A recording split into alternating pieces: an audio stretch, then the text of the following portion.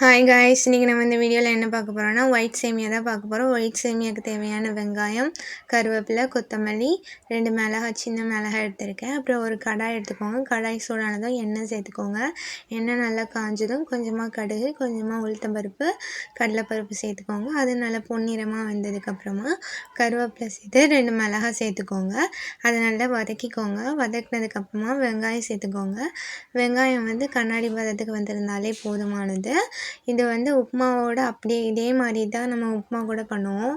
ரவை உப்புமா. யாருக்கெல்லாம் ரவை உப்புமா செய்ய தெரியாதோ அவங்க இதே ப்ராசஸ் பண்ணலாம். இதில் தண்ணி ஊற்றுனதுக்கப்புறமா சேமியா சேர்க்குறதுக்கு பதிலாக நம்ம ரவை சேர்ப்போம். அவ்வளோதான், வேறு எந்த சேஞ்சஸுமே இதில் இருக்காது. இப்போ நான் தண்ணி சேர்த்துக்கிறேன்.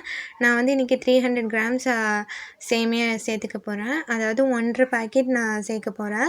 அதுக்கு 1 லிட்டர் வாட்டர் நான் ஆட் பண்ணியிருக்கேன்.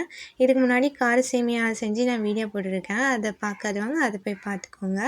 இப்போ தண்ணி சேர்த்ததுக்கப்புறமா தேவையான அளவு உப்பு சேர்த்துக்கிறேன். உப்பு உங்கள் டேஸ்ட்டுக்கு ஏற்ற மாதிரி பார்த்துக்கோங்க. தண்ணி இப்போ நல்லா கொதிச்சதுக்கப்புறமா அதில் நான் சேமியாவை நல்லா உடச்சி போட்டுக்கிறேன்.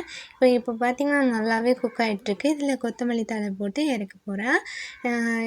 யாருக்கெல்லாம் இந்த வீடியோ பிடிச்சிருக்கோ லைக் பண்ணுங்கள், சப்ஸ்கிரைப் பண்ணுங்கள், உங்கள் ஃப்ரெண்ட்ஸ்க்கும் ஷேர் பண்ணுங்கள். தேங்க்யூ ஃபார் வாட்சிங். Love you all.